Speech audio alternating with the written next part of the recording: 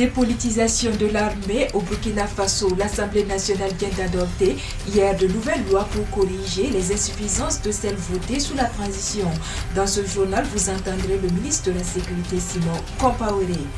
Fin de visite du sous-secrétaire général des Nations Unies Tony Lanzer au Burkina.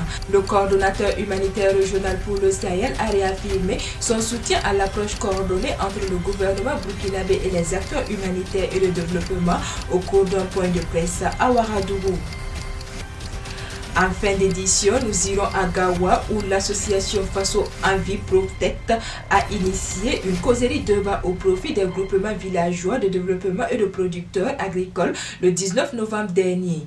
Mesdames et messieurs, voilà ce qui constitue le sommaire de votre journal sur la radio B24. Bonjour et bienvenue. L'Assemblée nationale, au cours de sa séance plénière du 24 novembre 2016, a adopté deux nouvelles lois pour corriger les insuffisances constatées dans les lois portant statut général et conditions d'avancement des personnels des forces armées nationales adoptées par le Conseil national de la transition le 5 juin 2015.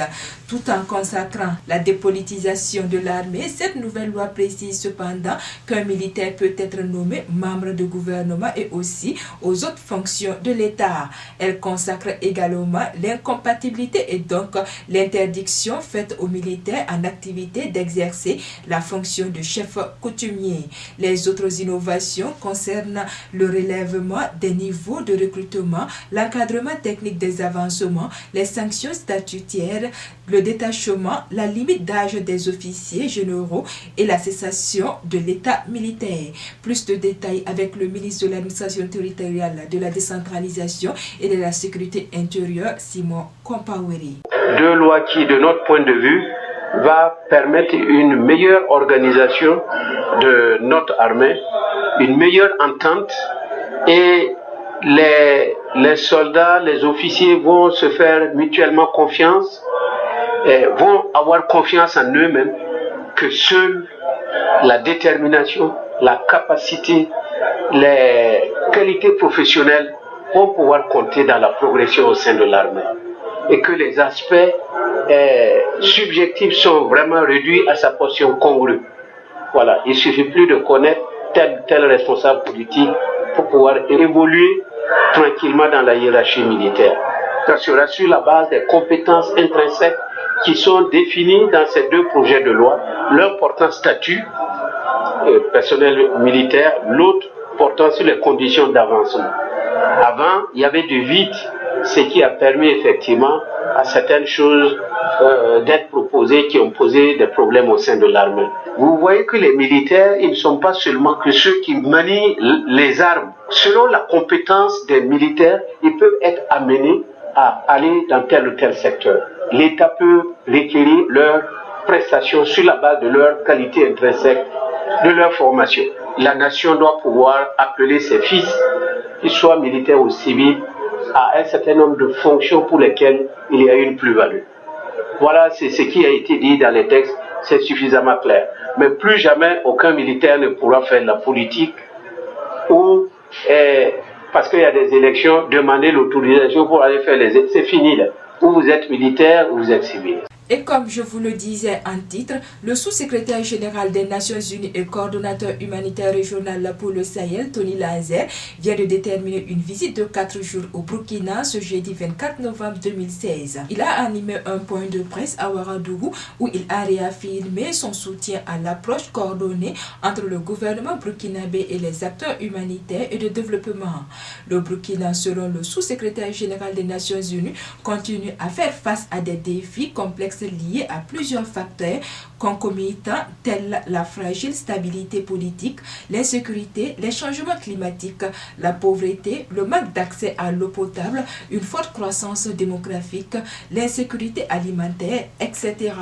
En effet, environ 625 000 enfants souffrent de malnutrition aiguë, dont un tiers sont en état de malnutrition aiguë sévère. Les secteurs identifiés comme étant prioritaires pour aider le pays à ne plus dépendre de l'aide humanitaire sont l'éducation, y compris pour les filles, la sécurité alimentaire et nutritionnelle, la santé sexuelle et reproductive. Durant sa visite, le sous-secrétaire général des Nations Unies et coordonnateur humanitaire régional pour le Sahel s'est rendu à Dori, notamment dans le camp des réfugiés maliens. Il a invité les bailleurs de fonds et les acteurs humanitaires et de développement à envisager des soutiens sur le moyen et long terme pour les réfugiés maliens et les communautés hôtes. Il dit en outre reconnaître que la situation sécuritaire au Mali ne permet pas d'envisager même à moyen terme un rapatriement organisé en toute dignité et sécurité des plus de 32 000 réfugiés maliens au Burkina Faso. 84 étrangers viennent d'obtenir la nationalité burkinabé. Leur naturalisation a été décidée lors du Conseil des ministres du mercredi 23 novembre 2016. Parmi ces nouveaux burkinabés, des noms sont déjà connus. Marc-Jacques Christian Posemantier, directeur général de la société de distribution de boissons Sodibou de nationalité française, ou Arthur Kenneth Elliott, le médecin chirurgien australien, arrivé à Djibo le 15 janvier 2016 par des éléments d'ACMI en compagnie de son épouse. Selon le ministre des Affaires étrangères, le processus de naturalisation du docteur Elliott avait été enclenché bien avant son enlèvement. L'un des visages connus également des Burkinabés est Gaetano Santomena, de nationalité italienne, propriétaire du café-restaurant Cappuccino, frappé par l'attentat terroriste du 15 janvier 2016 à Ouagadougou. Le 2 décembre 2016, la fondation Joseph Kizerbo célébrera le 10e anniversaire de la disparition de l'éminent historien Joseph Kizerbo. Au menu de cette commémoration, une exposition des photos et des livres de Kizerbo au profit des scolaires et des étudiants le 2 décembre.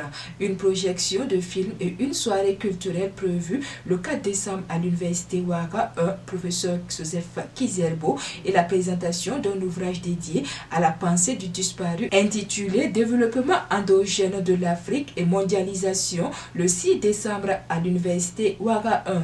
3000 exemplaires de l'ouvrage seront remis le 9 décembre à l'Institut des sciences de la société. En rappel, l'éminent historien et homme politique Joseph Kizerbo est né à Toma le 21 juin 1922 et a rendu l'âme le 4 décembre 2006 à Ouagadougou. Tout autre chose à présent, l'association FASO Envie Protect a initié une causerie débat au profit des groupements villageois de développement et producteurs agricoles de Gawa. Cette journée d'échange tenue ce samedi 19 novembre 2016 à travers diverses thématiques vise à sensibiliser les populations sur les risques liés à l'usage des pesticides et le phénomène des changements climatiques. Suivant ce reportage de notre correspondant sur place à Gawa, Dalumati Da. L'association FASO Ambiprotect va en guerre contre l'utilisation anarchique des pesticides. Et pour atteindre ces objectifs, l'association FASO Ambiprotect a initié une journée d'échange avec les groupements villageois de développement et producteurs agricoles de la commune urbaine de Gawa. Pour le président de cette association, Luc K. Kemtore, l'association entend apporter sa modeste contribution à une prise de conscience des dangers liés à l'utilisation des pesticides face aux effets des changements climatiques d'une part, et d'autre part contribuer à l'amélioration des rendements agricoles locales à travers une utilisation plus conventionnelle des dits pesticides. Au sortir de ces échanges, le souhait de l'APEP, l'association FASO Envie Protect, est clairement un changement de comportement des acteurs. 3 communications ont été présentées à la soixantaine de producteurs et de groupements agricoles venus assister à cette rencontre. Ibrahim Assori, directeur du laboratoire des sols à la Bunasol, nous fait l'économie de sa communication. Vous savez que l'utilisation des pesticides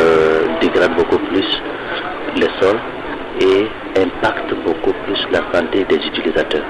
Donc c'était juste pour donner une communication qui puisse orienter les utilisateurs vers de meilleures pratiques, surtout de meilleures pratiques pour quand même minimiser les impacts sur l'environnement et sur la santé humaine.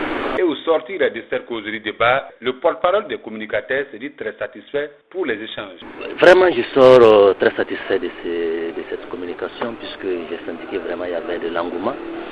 Bien vrai que comme c'est les producteurs, c'était de trouver ce qui peut les intéresser. Voilà, donc j'ai porté plus sur des images beaucoup plus parlantes pour qu'ils puissent retenir les images. Si c'était des graphiques, les choses beaucoup plus scientifiques, je pense qu'ils n'allaient pas trop s'intéresser. Mais avec les images, ils retiennent beaucoup plus. Et j'ai vu que vraiment il y avait de l'engouement quand je présentais. Les dangers liés à l'utilisation des pesticides sur la santé humaine et environnementale dans la promotion d'une agriculture familiale face aux effets des changements climatiques, c'est sous ce thème que l'association Enviprotec a réuni les producteurs et groupements agricoles de la ville de Gawa. Dalou Mathieuda de Gawa et pour la radio B24.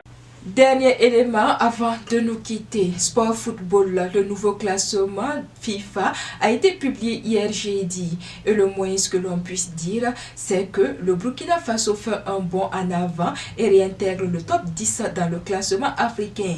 Le Burkina occupe la 7e place devant des pays comme le Nigeria, le Ghana, le Maroc ou le Cameroun. La Côte d'Ivoire, après 2 mois en tête de ce classement, a été détrônée par le Sénégal malgré la récente défaite des Lions de la Teranga en Afrique du Sud, 2-1. Au niveau mondial, c'est l'Argentine qui tient les rênes, suivies désormais du Brésil qui a profité de sa bonne passe pour doubler l'Allemagne à la 2e place, tandis que le Chili se hisse au 4e rang. Et c'est très sportivement que prend fin l'actualité de ce vendredi 25 novembre 2016 sur la radio P24. Mais l'actualité continue sur www.radio-p24.com. Merci à vous qui nous avez suivis. Je vous retrouve demain pour d'autres sessions d'actualité du Burkina sur la radio P24. Au revoir et à très bientôt.